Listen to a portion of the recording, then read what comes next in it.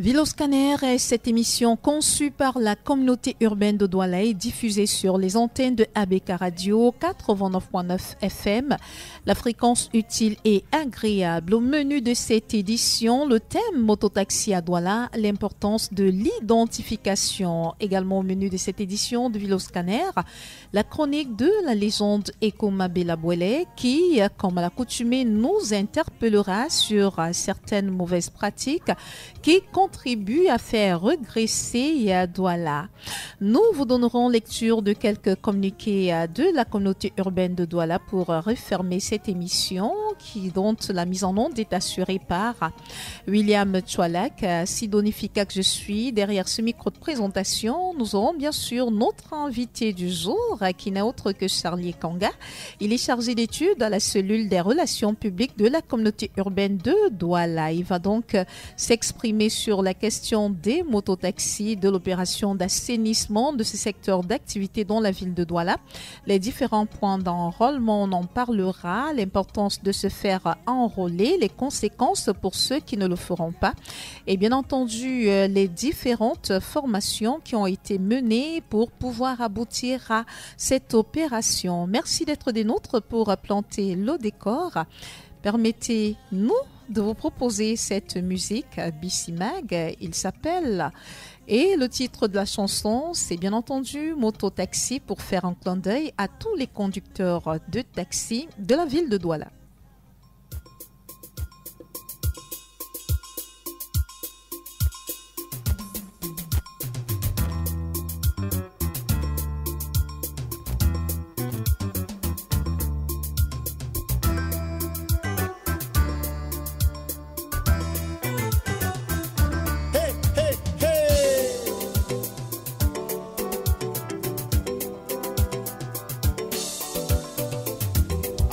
Des abus, on avait voulu pour un début atteindre un but, garer les autobus.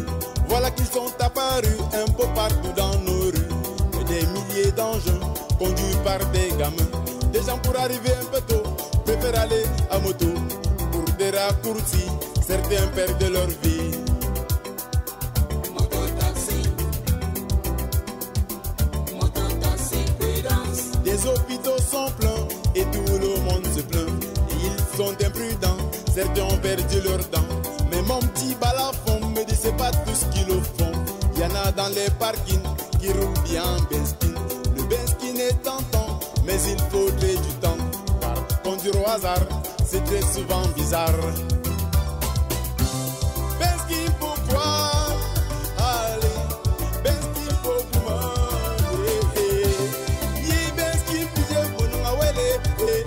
Voilà ma peau au goudron.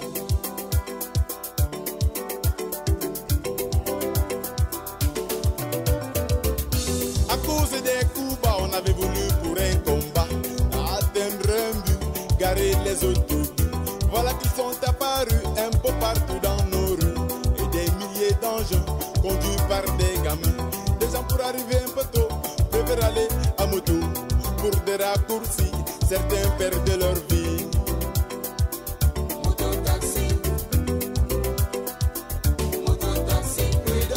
Les hôpitaux sont pleins et tout le monde se plaint. Et ils sont imprudents, certains ont perdu leurs dents. Mais mon petit balafon me dit c'est pas tout ce qu'ils le font. Y en a dans les parkings qui roulent bien en Benskin. Le Benskin est tentant, mais il faudrait du temps. Car conduire au hasard, c'est très souvent bizarre. Benskin pourquoi? Allez, le Benskin pourquoi?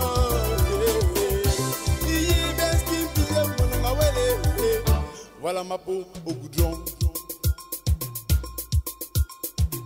À toi mon ami le mototaximan, il ne faut plus rouler comme si tu voulais t'envoler.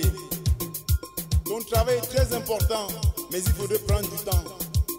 Faut jamais conduire au hasard, sinon ça sera bizarre.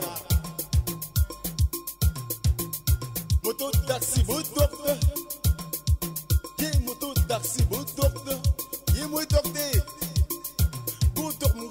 Shimga, jamga, bemga, dimga, dumga, kiss up, kiss up, kiss up, kiss up, kiss up, kiss up, kiss up, kiss up, jamga, dumga,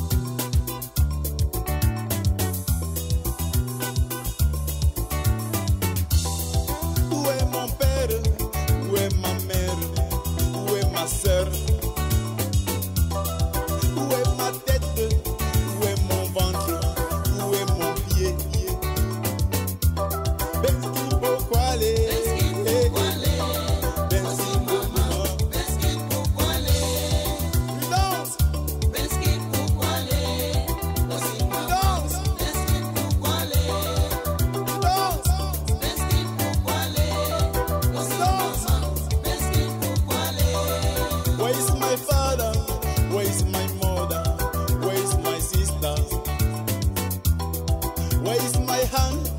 Where is my friend? Where is my foot? Benskin Pokwale, Benskin Pokwale, Benskin Pokwale. We dance, Benskin Pokwale, Benskin Pokwale. We dance, Benskin Pokwale, Benskin Pokwale. Merci donc à Bissimag Bensikin, une chanson qui nous a permis donc de planter le décor de cette édition de Ville au Scanner. Charlie Ekanga, je l'ai dit, chargé d'études à la cellule des relations publiques de la communauté urbaine de Douala, est notre invité de Ville au Scanner de ce jour. Il va s'exprimer sur l'opération d'enregistrement des conducteurs de moto en vue d'assainir ce secteur d'activité. Généralement, nous plantons le décor de cette émission en vous proposant une chronique issue de la plume de la légende Ekuma Belabwele. Le regard d'Ekuma Belabwele, c'est tout de suite.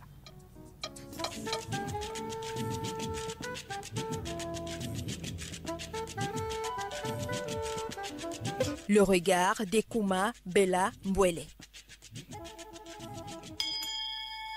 Bonsoir Ekuma Belabwele, vous semblez abattu ce soir. Est-ce la pluie qui tombe sans discontinu depuis 3 jours qui vous rend aussi triste? Changement, changement, changement. Oh. Mais de quel changement parle-t-on à la fin?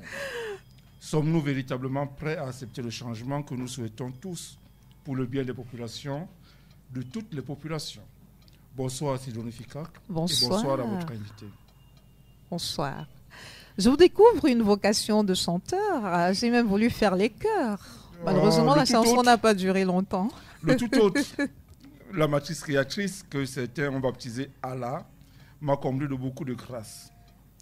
Une bonne voix n'en fait malheureusement pas partie, afin que je puisse, à l'image de Charlotte Dipanda, adoucir les mœurs des uns et des autres par des mélodies envoûtantes. Non. Cette vocation-là, je ne l'ai pas eue. C'est tout simplement que dans mon village, lorsque l'on est en joie, on l'exprime par un gosso bien interprété, dans un rythme enlevé, généralement un esseoué dansant. De même en est-il en temps de tristesse. Un gosso rythme aussi les moments de tristesse, toujours dans le rythme esseoué, mais cette fois-ci dans une sonorité de Moussa Sako, ou lamentation en français. Et j'aimerais bien savoir ce qui provoque ce Moussa Sako, alors que nous vous voyons toujours solide face aux situations de vie que vous savez nous décrire avec un humour sarcastique.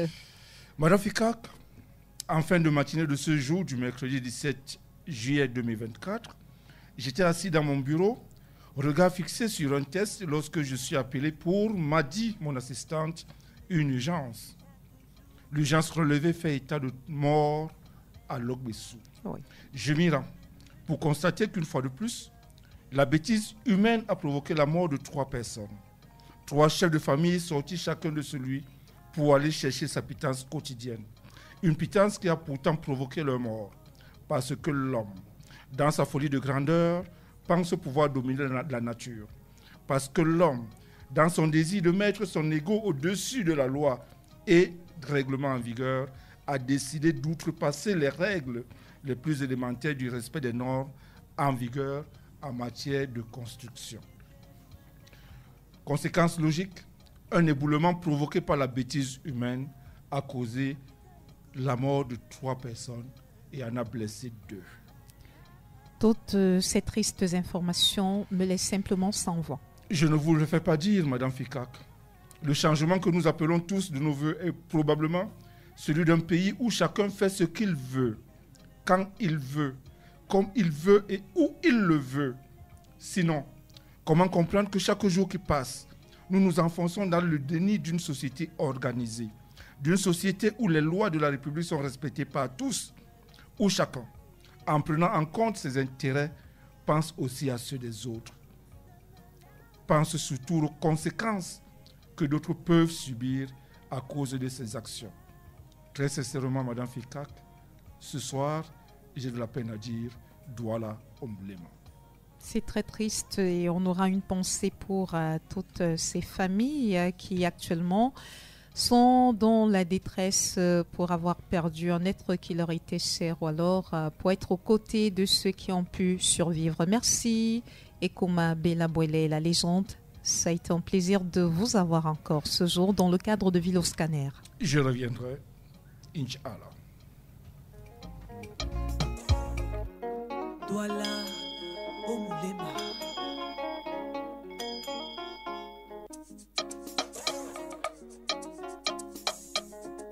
It's Jay on the beat.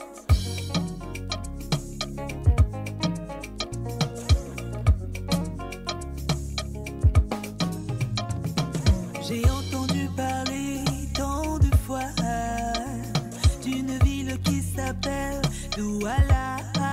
Il paraît que son fleuve est plein de crevettes et son soleil, jour en saison chaude, fait le show.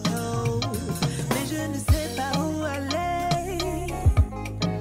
Y a-t-il quelqu'un pour m'orienter? Après donc Ekoma Bella Mbwele qui nous a présenté le regard qui était le sien aujourd'hui, un regard bien triste d'une certaine situation que vit les populations de la ville de Douala, notamment la construction dans des zones dites interdites. Nous allons retrouver notre invité de ce jour. Bienvenue sur ABK Radio, Monsieur Charlie Ekonga.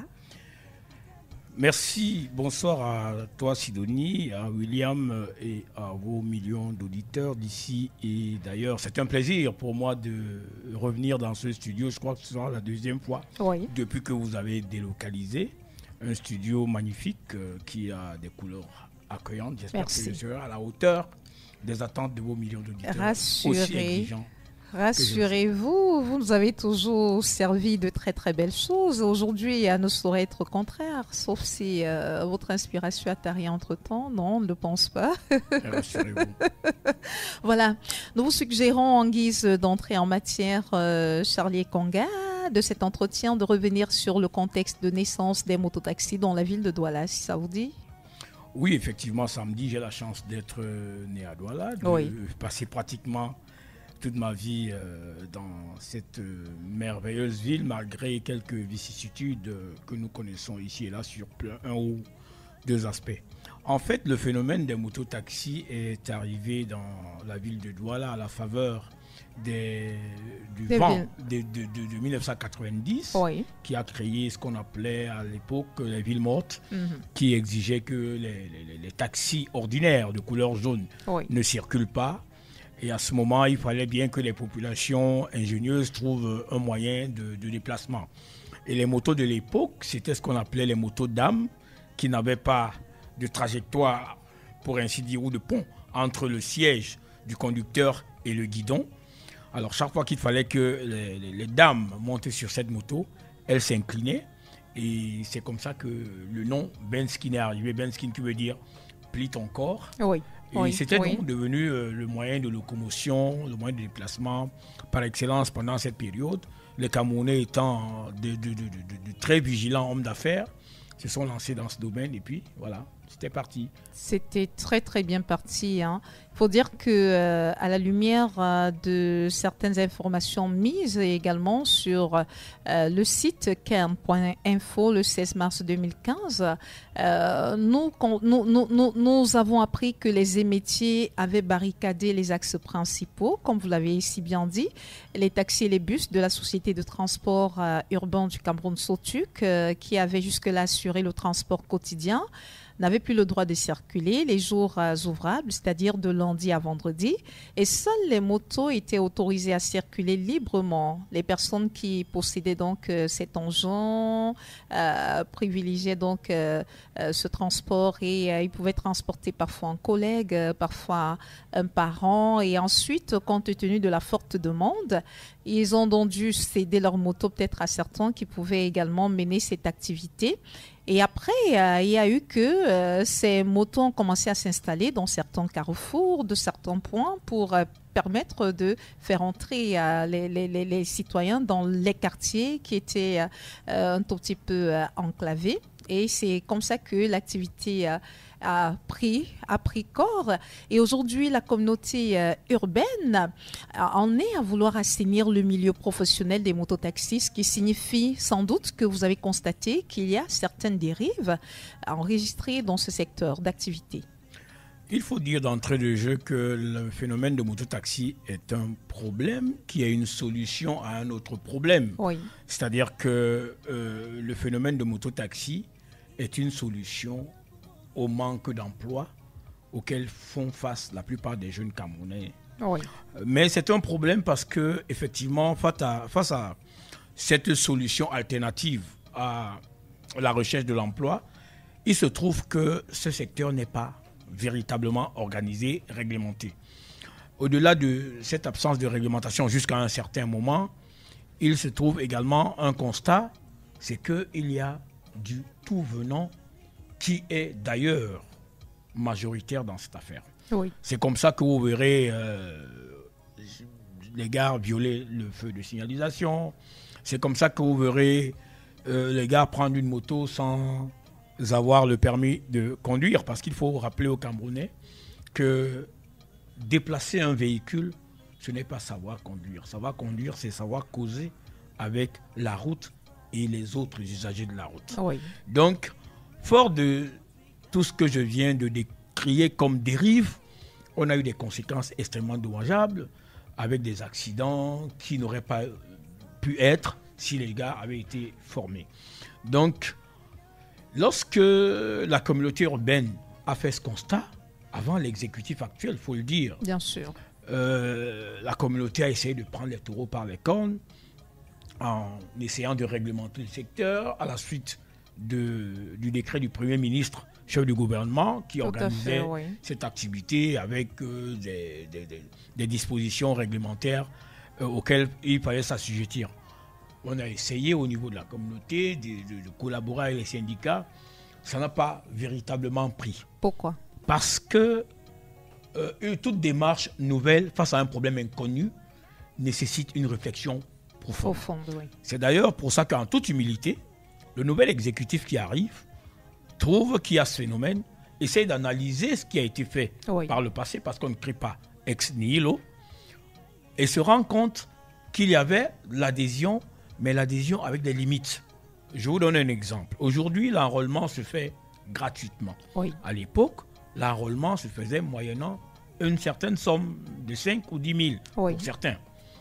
Et puis, aujourd'hui, l'enrôlement est devenu numérique. C'est-à-dire qu'avec la technologie, on est capable, sur un clic, de dire qu'on a tel nombre de personnes enrôlées. Donc, la première démarche, c'était donc d'accélérer au niveau de la formation en conduite automobile de ce genre. De 2000 en 2020, nous sommes passés pratiquement à 25 000 qui ont été formés. Oui. Et aujourd'hui, figurez-vous, nous avons une vingtaine de mille, 20 000 mototaximens qui sont titulaires d'un permis de conduire catégorie A. Oui. Il faut dire que c'est une avancée extraordinaire. Et quand vous savez que la gestion d'un changement de comportement est un processus de longue haleine face aux personnes d'un tel cosmopolitisme, d'une telle, comment je vais dire ça, multi-caractéristique, c'est extrêmement difficile. Donc, nous sommes engagés donc à les accompagner pour que la conduite d'une moto devienne une véritable profession qu'on peut exercer de façon raisonnable, respectable et respectée. Et on a qui vous diront également que les motos peuvent avoir à prospérer dans la ville de Douala du fait aussi de l'absence des voies de circulation pour essayer de contourner un tout petit peu les embouteillages. C'est un argument qui peut tenir, mais qui ne peut pas tenir sur toute la ligne. Oui. Parce qu'en réalité, le phénomène de moto au sein de notre ville, cohabiter avec les autres véhicules ne pose pas problème outre mesure. Mais c'est le comportement qu'il y a derrière. C'est l'incivisme qu'il y a derrière qui pose problème. C'est-à-dire, quelqu'un disait, une nation est d'autant plus civilisée et polie que les hommes y philosophent mieux. C'est pour parler de quoi? Ce n'est pas de la philosophie en tant que discipline académique. C'est de la philosophie en tant que formation des humains. est-ce que le gars qui roule avec sa moto est interdit de respecter le feu de signalisation? Est-ce que le gars qui roule avec sa moto est interdit de savoir que la moto, c'est 2 places? Est-ce que le gars qui roule avec sa moto à caractère commercial est interdit de savoir que, faisant du commerce, je dois payer mon impôt libératoire? Est-ce que le gars qui roule avec sa moto est interdit de savoir que, pour rouler avec une moto, il me faut un permis de catégorie A? À supposer donc que le gars n'a pas ces connaissances, il est de bonne loi que l'institution étatique qui s'appelle communauté urbaine, qui a l'obligation de protéger les citoyens, même contre leur gré, parce que ça c'est le devoir de l'État, monte sur le créneau, mais de façon participative, pas de façon dirigiste. Parce qu'il faut le rappeler, nous travaillons en collaboration avec les leaders syndicaux. Ce sont ces leaders qui apportent leurs syndiqués, amènent leurs syndiqués à comprendre le bien fondé de la démarche et à adhérer. Et comme je vous l'ai dit précédemment, les vieilles habitudes ayant les peaux dures, nous sommes dans un cadre processuel, méthodique, graduel, qui nous permet d'avancer. Figurez-vous, jeudi dernier, le maire a fait le lancement officiel. Je ne sais pas si vos reporters ou bien vous-même vous étiez à la salle des fêtes d'Aqua. C'était impressionnant, nous en avons parlé de mobilisation. Dans nos différentes éditions. Alors qu'il y a un an, le même type d'opération avait été lancé et ça a été un fiasco. C'est pour dire quoi? C'est pour dire que notre institution, la communauté urbaine de Douala, est une institution humble. Est une institution qui sait reconnaître ses insuffisances, est une institution qui sait qu'en collaboration avec les acteurs, on peut faire mieux. C'est ce qui peut expliquer aujourd'hui le succès que peut connaître cette opération, d'après vous? Effectivement. Vous avez écouté... Parce qu'il faut le dire, pendant beaucoup d'années, les conducteurs de moto et la communauté urbaine se regardaient un tout petit peu en chien de faïence. Oui, c'est pas vraiment une collaboration de tout repos. C'est le lieu de saluer l'agilité d'esprit et la souplesse d'esprit des membres de l'exécutif, au premier rang duquel le docteur Roger Massandinet, le maire de la ville, et son collaborateur, docteur Roger Ndichwa, le deuxième adjoint qui est le coordonnateur de ce programme. J'ai assisté à des réunions extraordinaires avec lui et puis en présence de ces leaders syndicaux. Ça ne joue pas. Mais il faut une grosse diplomatie pour qu'on puisse atteindre ces résultats. Et le maire a décidé de faire franc jeu avec ces personnes en leur disant il est important de sécuriser votre secteur d'activité.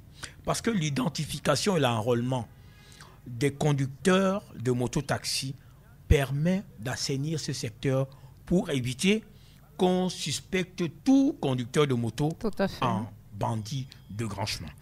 Voilà. Ça, c'est très important et vu l'adhésion que les conducteurs de moto ont apporté à cette opération, on peut dire que nous sommes sur la bonne voie pour cette fois-ci.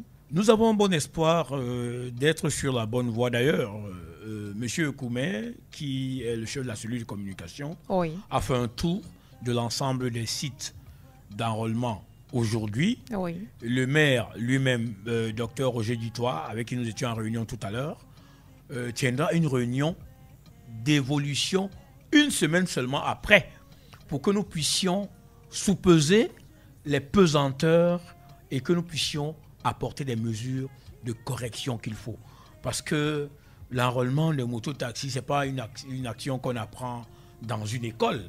C'est une initiative des hommes politiques qui sont avec des opérateurs économiques, pour ainsi dire, et nous allons progressivement suivre de près, j'allais dire cheviller au corps, cette activité pour que hebdomadairement, nous puissions l'améliorer dans le sens d'obtenir l'adhésion du maximum de mototaximens. Il faut dire que dans la foulée des innovations, si vous avez regardé les chasubles qui sont recommandés aujourd'hui, ce n'est pas les mêmes chasubles qui étaient préconisés. Les autres chasubles, il y avait le nom du conducteur, ainsi de suite, ainsi de suite. Par contre, sur ces chasubles-ci, il y a un QR code qui vous renseigne sur un certain nombre de données sur le conducteur de moto. Oui, nous y reviendrons tout au long de cet entretien. Mais déjà, vous avez parlé de la formation avant l'opération d'enrôlement. Cette opération d'enrôlement qui a été lancée le 15 juillet 2024 par le docteur Roger Mbassadine, vous l'avez dit. Je crois que c'est le 11 juillet. Oui, le 11 juillet 2024. La semaine dernière, jeudi dernier. 24. Et vous avez parlé de cette formation. Pourquoi est-ce qu'il était important de former d'abord ces conducteurs de moto avant de les enrôler? Oui, il est important de les former pour qu'ils puissent comprendre d'abord la pertinence de leur métier, l'importance de leur travail dans le contexte de la mobilité urbaine et qu'ils puissent respecter le code de la route dans le sens du savoir conduire, savoir-faire et du savoir-être en tant qu'usager de la route. Parce que la route est une voie publique. Et qui dit la voie publique, c'est un domaine qui appartient à tout le monde. Personne n'a le droit de le privatiser. D'ailleurs, le maire est allé plus loin dans sa réflexion. Peut-être qu'on pourrait y revenir sur les avantages, la réflexion sur les domaines des logements et un certain nombre d'avantages en termes d'assurance qu'on pourrait apporter aux conducteurs de moto qui sont identifiés, donc conformes. On parle donc de cette opération de lancement de l'enregistrement des conducteurs de moto de la ville de Douala. Quelles sont les conditions qui doivent être remplies par les conducteurs de moto pour pouvoir bénéficier de cet enrôlement, de cet enregistrement? Alors, pour être enrôlé comme conducteur de moto-taxi agréé, la première pièce, c'est votre carte nationale d'identité qui permet de savoir qui vous êtes. Êtes-vous de nationalité camerounaise ou non? Parce que vous savez, les textes en matière de travail sont extrêmement clairs là-dessus. Lorsque vous n'êtes pas camerounais, il y a un certain nombre de préalables que vous devez mettre au devant avant d'exercer. Donc, après la carte nationale d'identité, il y a... Excusez, avant de passer, les récépissés, ça passe? Parce qu'on sait que de nombreux Camerounais ont aujourd'hui du mal à avoir leur carte nationale d'identité. Qui sommes-nous, communauté urbaine, pour ramer à contre-courant des dispositions du gouvernement à travers le délégué général à la sécurité nationale? Les récépissés sont la trajectoire qui mène vers la carte nationale d'identité, dont les récépissés, effectivement, sont acceptés. Après, dans la carte nationale d'identité, il y a le permis de conduire de catégorie A qui est accepté. Et il y a une exigence qui a connu une souplesse, je préfère le dire d'entrée parce que nous étions à une réunion tout à l'heure avec monsieur le deuxième adjoint au maire, la carte grise de la moto. Alors, au regard d'un certain nombre de contingences relatives à la procédure d'acquisition des motos, pour que nos auditeurs comprennent, il y a des gens qui ont leur moto à partir de la vente aux enchères, soit au niveau de la communauté urbaine, au niveau des communes d'arrondissement. Ces personnes ont d'énormes difficultés d'un tour de bras à avoir leur carte grise. C'est pour cela que, depuis que M. le maire a été interpellé pour une réflexion là-dessus, on a dit la carte grise est accessoire. Parce qu'en fait, l'agir, c'est sur l'individu conducteur de moto.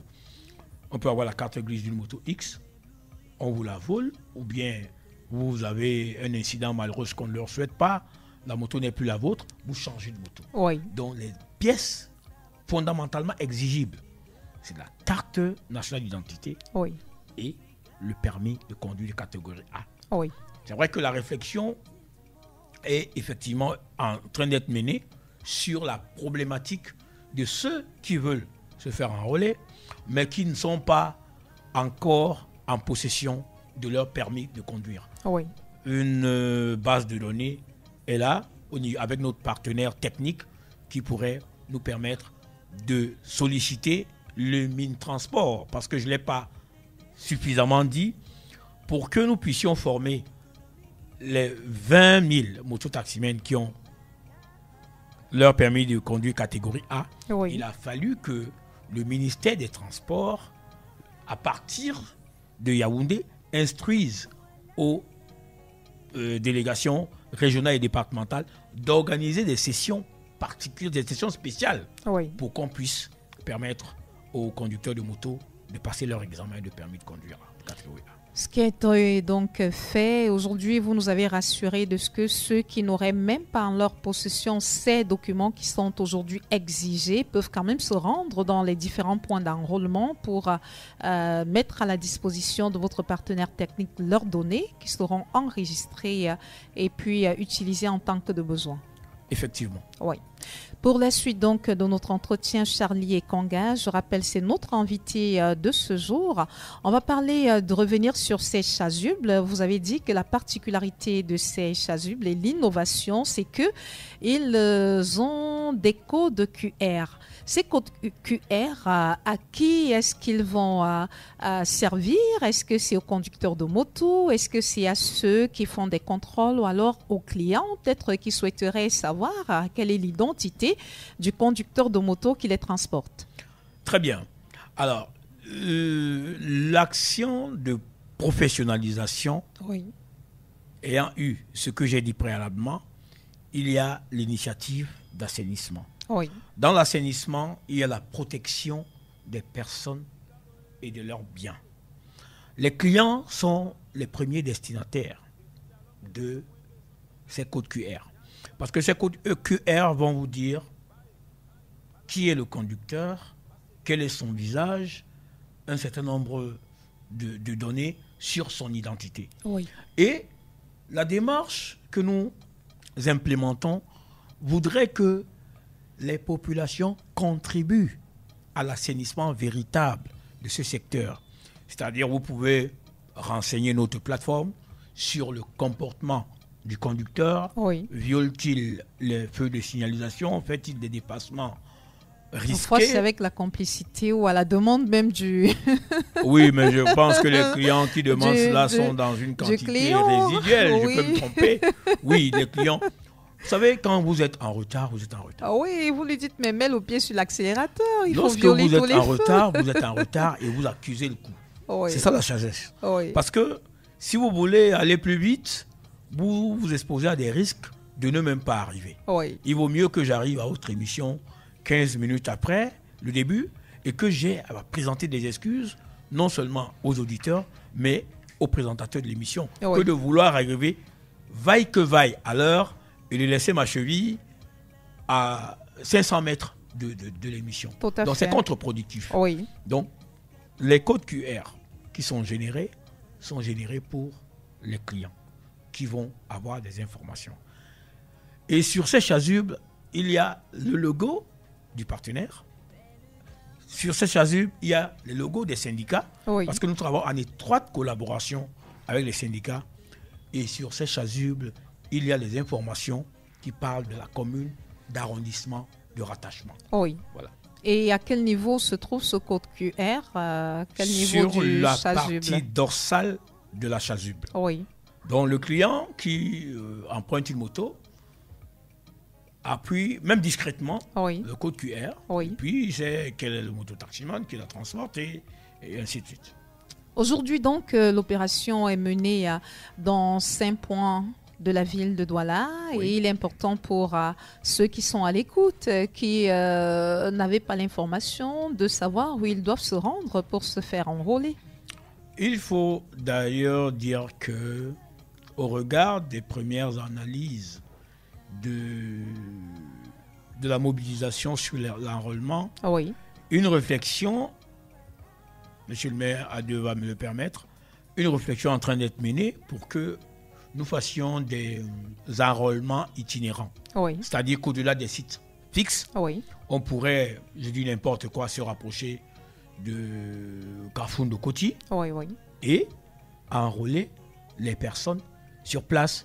Parce que, figurez-vous, dans tout l'arrondissement de Douala 3e qui est vaste, peut-être comme le Gabon, l'enrôlement se fait à un seul point. Alors, pour ce qui est de Douala 1er, nous sommes à la salle des fêtes d'Aqua. Pour ce qui est de Douala 2e, nous sommes au centre de jeunesse de Douala 2e. Pour ce qui est de Douala 3e, nous sommes à Lugbaba, à la mairie, à l'esplanade de la mairie de Douala 3e. Et pour ce qui est du 4e arrondissement, nous sommes au centre, comment on appelle ça, au cercle municipal de Douala 4e qui est situé directement derrière la mairie de Douala 4e. Oui. Voilà les points par arrondissement. Mais vous vous rendez bien compte qu'à l'analyse, c'est pas... C'est insuffisant. Oui. Parce que... Surtout au vu de l'affluence. Au vu de l'affluence, effectivement. Oui. D'ailleurs, nous sommes en train de renforcer les effectifs des personnes qui sont en charge de les enrôler. Oui. Monsieur le maire demandait d'ailleurs au directeur en charge des jeunes qui font les stages de vacances de voir dans quelle mesure il va renforcer les jeunes dans les sites d'enrôlement oui. et de demander à notre partenaire technique, MTN pour ne pas le nommer, oui. de multiplier les kits d'enrôlement. En tenant compte de ce que je vous ai dit précédemment, on pourrait se retrouver sur des points de chargement de ces mototaximens pour les enrôler sur place. L'opération est partie pour s'achever le 15 septembre 2024. Vous m'arrêtez si je dis quelque chose qui est erroné. Et puis à partir de là, la communauté urbaine compte bien frapper ceux-là qui ne se seront pas mis en règle. Non, il faut qu'on soit clair. L'opération n'est pas partie pour s'arrêter le 15 septembre. Oui. À partir du 15 septembre, la communauté urbaine, en collaboration avec les communes d'arrondissement, oui. en collaboration avec les forces de maintien de l'ordre, en collaboration avec le ministère des Transports oui. et en collaboration avec les syndicats, va passer à la phase de répression. L'enrôlement continuera. Oui. Ne circuleront de façon formelle dans la ville en tant que mototaximan que ceux qui ont été enrôlés vêtus d'une chasuble. Oui. D'ailleurs, il y a une zone de circulation qui a été, c'est pas le débat, c'est pas le sujet au détail aujourd'hui, mais il y a une délimitation qui a été faite qui permettra de savoir qui peut circuler à tel ou tel endroit. Oui. Donc, le 15 septembre, c'est pas la fin de l'enrôlement. Oui. L'enrôlement est un processus, je l'ai dit d'entrée de jeu, c'est un processus de longue haleine qui permettrait que, pourquoi pas, on fasse des enrôlements dans les entreprises qui vendent les motos. D'ailleurs, comment je vais dire ça, comment je peux les appeler? Il y a des opérateurs comme Gozem, Yango, excusez-moi la publicité, qui ont des motos. Les dispositions ont été prises pour que l'enrôlement aille se faire dans leur base. Oui. Dans leur base, de manière à ce qu'on n'ait pas à disperser les énergies. Vous voyez qu'entre le lancement, la journée du lancement du jeudi 11 juillet et cette journée du mercredi 17 juillet, plusieurs mesures correctives adaptées à la réalité du terrain qui nous renseignent ont été prises et d'autres sont envisagées à être prises. On a une réunion vendredi prochain. Oui. On va affiner la réflexion et on va adapter les démarches. À quelle sanction s'exposent ceux-là qui ne se seront pas fait enrôler d'ici le 15 septembre 2024 ? Alors, s'il est clairement établi que vous êtes un conducteur de moto et que votre moto fait du mototaxi, votre moto sera purement et simplement retirée et sera mise en fourrière et les amendes afférentes à la mise en fourrière vous seront opposées. Oui. Et vous ne pourriez récupérer votre moto qu'après vous être conformé. Oui.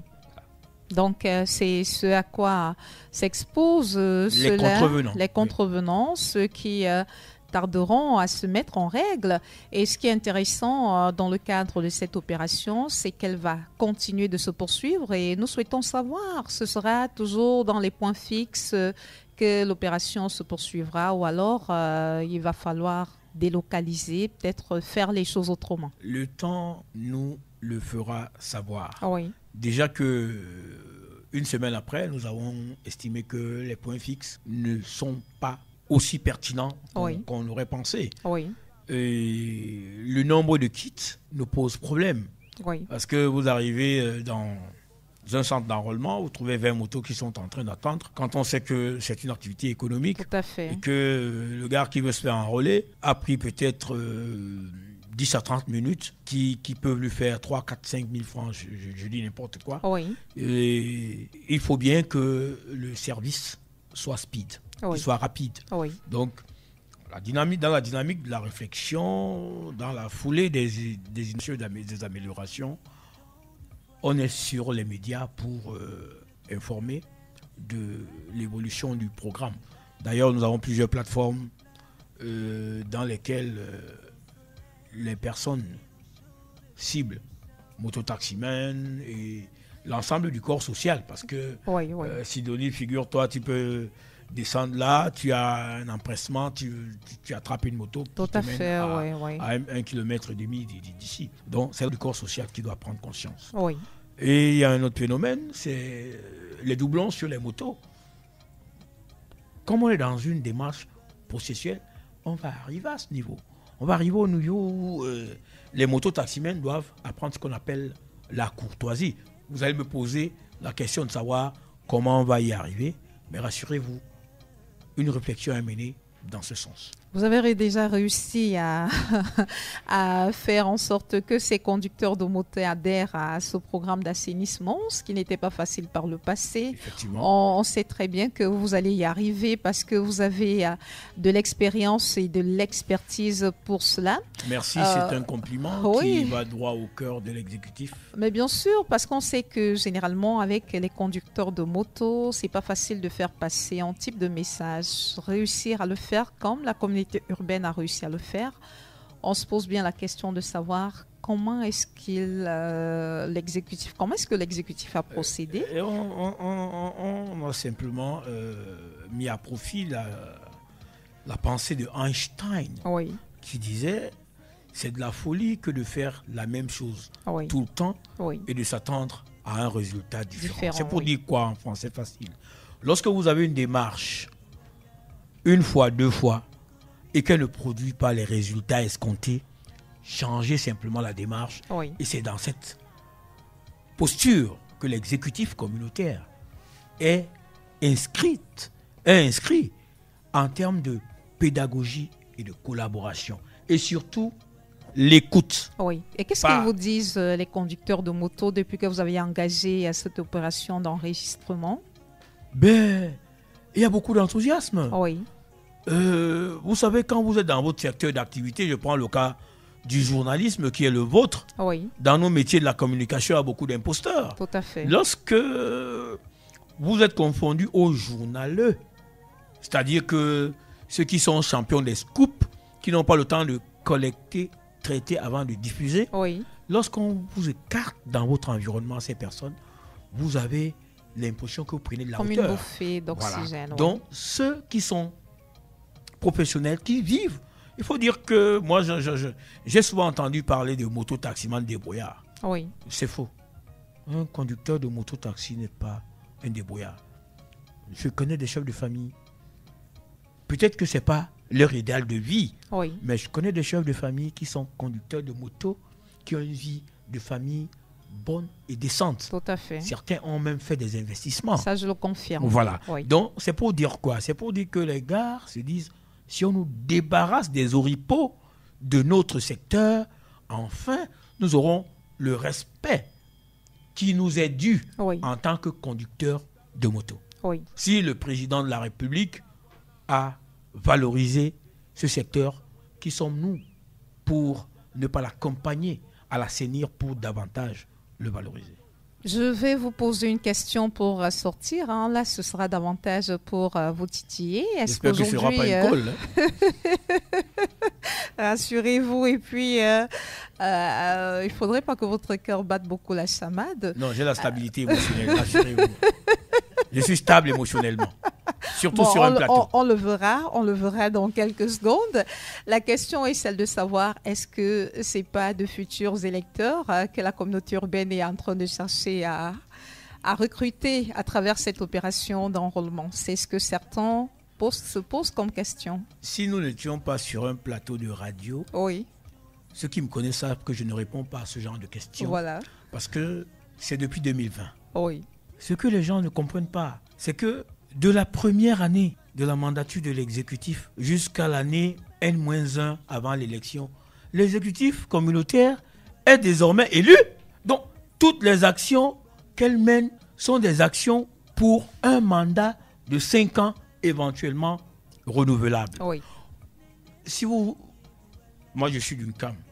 Si vous me dites que c'est pour des besoins électoralistes ou électoraux, pour être positif, vous goudronnez la route Douala-Yabassi, je suis content.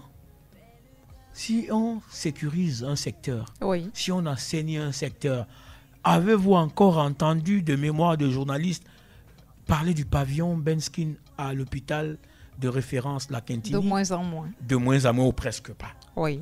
Il y a des accidents, Oui. mais qui sont de véritables accidents, c'est-à-dire un événement qui arrive, qui est inattendu, mais on n'a plus... Il y a une prise de conscience collective. Effectivement, Oui. il faut qu'on se le dise.